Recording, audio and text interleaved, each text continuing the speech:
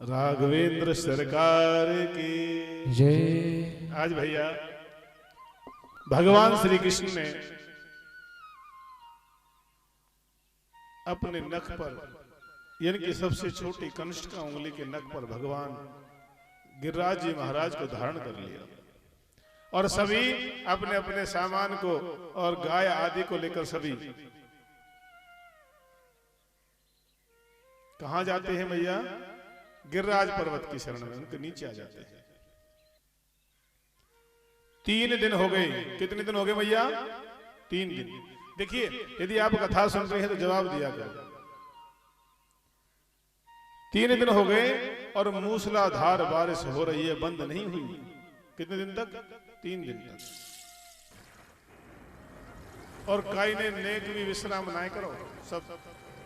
सबने अपनी अपनी छड़ी लगा रखी है। भगवान श्री कृष्ण कन्हैया ने अपने नख पर गिरिराज महाराज को धारण कर रखा है। 3 दिन लगातार हजारों छड़ी डंडी लगी हैं। भगवान सबसे कहते थे कि मैं भगवान हूं। कृष्ण कन्हैया सबसे कहते थे कि मैं कृष्ण हूं, मैं भगवान हूं। लेकिन ब्रज में कोई उनकी माने ना हो कि तू भगवान है।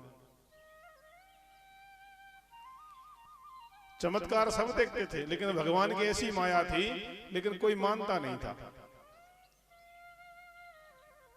एक दिन, तीसरे दिन जब 3 दिन हो गए तो मधुमंगल बोलो, अरे करुआ, आज 3 दिन है गए, तू ने को सस्तायो ना है लाला, तू थोड़ी देर सस्ता है, हमने लठिया लगा रखी है, तू थोड़ी देर सस्ता ले, आराम कर ले, विश्राम कर ले। कन्हैया बोले थी मैं विश्राम करूंगा तो गिरिराज महाराज नीचे आ जाएंगे। अच्छा, नीचे आ जाएंगे तो हमने यूं छड़ी क्यों लगा रखी है? हमने तो रोक रखो गिरिराज महाराज।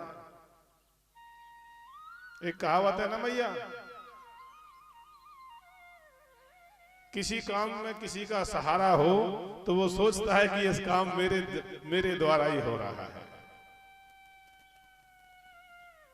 पहले कहते थे ना, कोई कुत्ता गाड़ी के नीचे चल रहा था तो उसने मन में विचार किया कि गाड़ी तेरे सहारे ही चल रही है।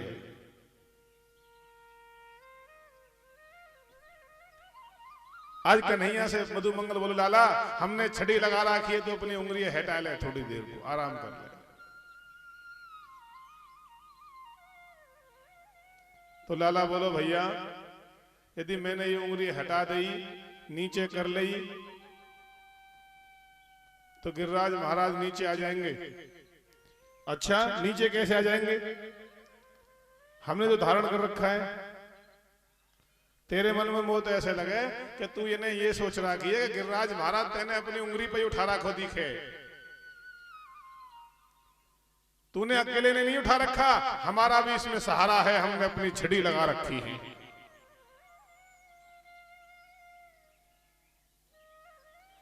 यदि उठा रखा है तो तूने इतना बल तुझ में कहां से आया? तूने कैसे उठा रखा है? तो कन्हैया बोलो, भैया मैं भगवान हूं। कृष्ण ने कहा कि मैं भगवान हूं। तो मधुमंगल जोर से हंस के बोलो, क्यों पागल बना रहे हो कन्हैया? कई और है बनइयो, बड़ो आयो भगवान हूं। कैसे भगवान है तू? रोज हमारे संग माखन चुराम तो घूम रहे हो, कहीं भगवान माखन चुराते होंगे?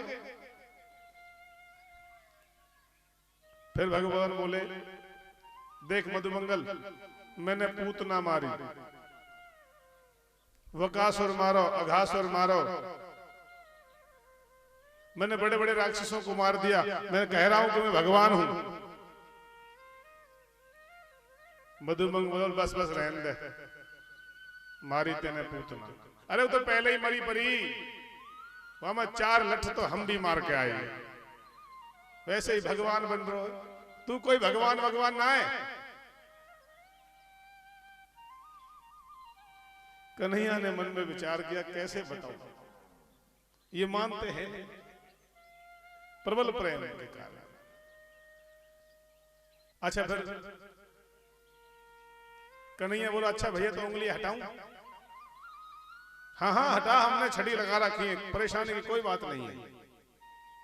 तो भगवान ने मन में विचार किया कि मैं ये कहता हूं कि मैं भगवान हूं तो ये मानते नहीं, तो थोड़ा सा कुछ दिखा देता हूं। तो कन्हैया ने, कनुआ ने अपनी उंगली थोड़ी सी नीचे करी, और जैसे ही उंगली नीचे करी तो गिरिराज महाराज भी नीचे आए, और जब गिरिराज महाराज नीचे आए तो छड़ी टूटना शुरू हुई। जब नीचे आते देखा तो सब कहा, अरे लाला शादी हो शादी हो शादी हो, रोक।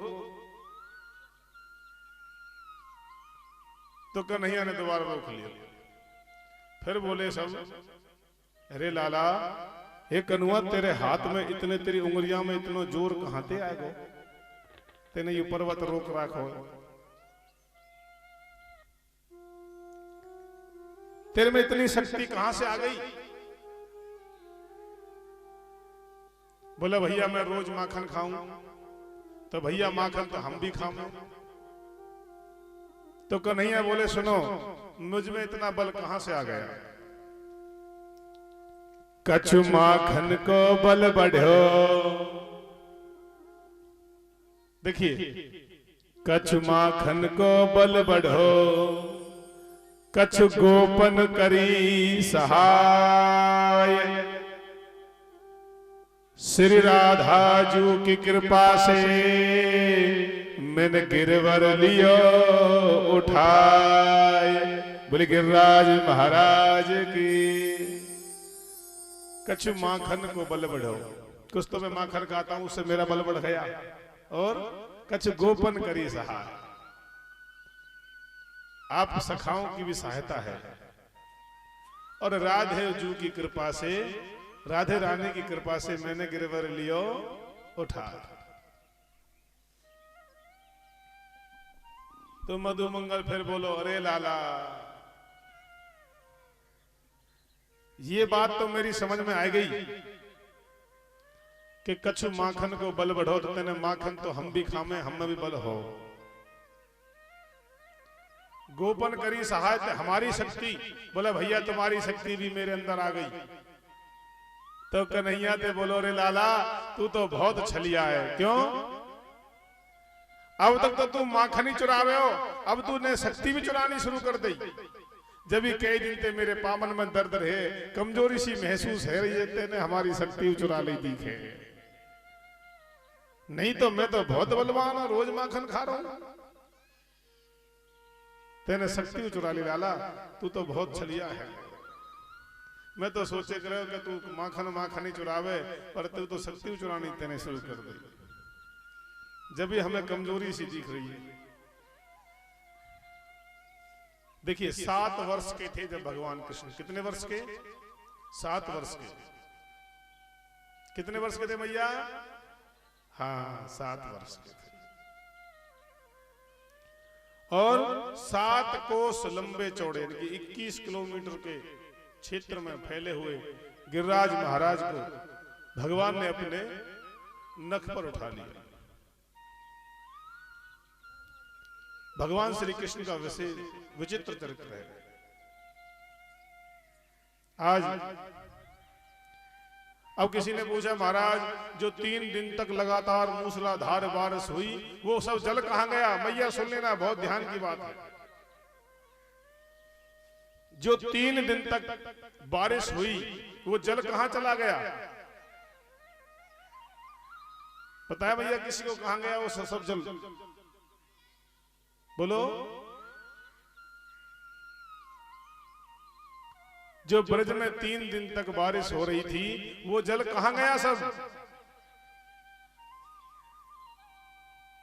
इंद्र आए और इंद्र ने आकर के देखा कि अब तो सब कुछ अस्त व्यस्त हो गया होगा, अब सब मेरी पूजा दोबारा करेंगे। और जब आकर के देखा तो ब्रज में तो धूल उड़ रही थी। क्या हो रहा था? धूल उड़ रही थी।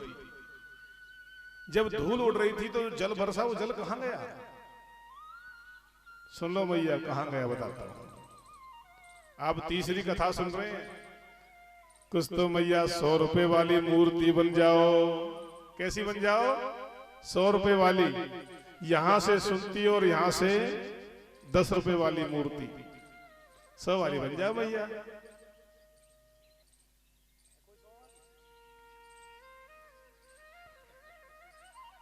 एक बार सुनिए भैया, एक छोटी सी कथा सुनाता हूं आपको। एक बार सीता मैया ने मन में विचार किया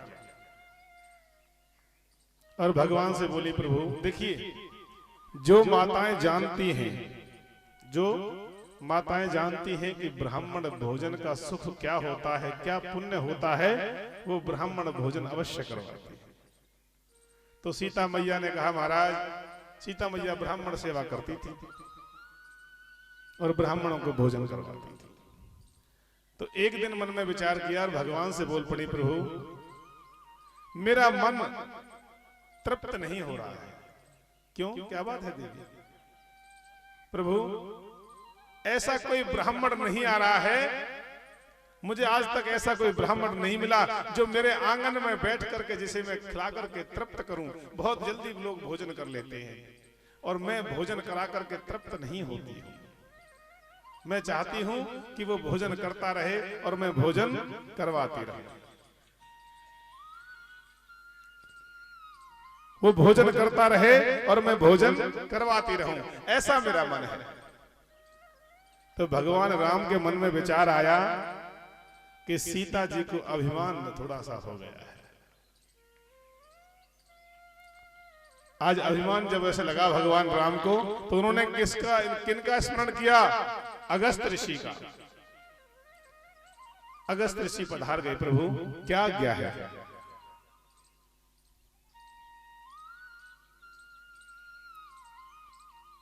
भगवान बोल पड़े, हे ब्राह्मण देव, सीता जी आपको भोजन करवाना चाहती है। महाराज, जैसी आपकी इच्छा, आप हमारे घर में आइए और भोजन ग्रहण करिए। अगस्त ऋषि दुबले से ब्राह्मण, और भगवान सीता जी से बोले, देवी ये ब्राह्मण देवता हमारे घर पधारे हैं, हमारा बड़ा सौभाग्य है। तो सीता जी ने चरण स्पर्श करे, प्रभु आइए आपका स्वागत है। ब्राह्मण के घर में चरण पड़ जाएं तो समझ लीजिए लक्ष्मी आ जाती है।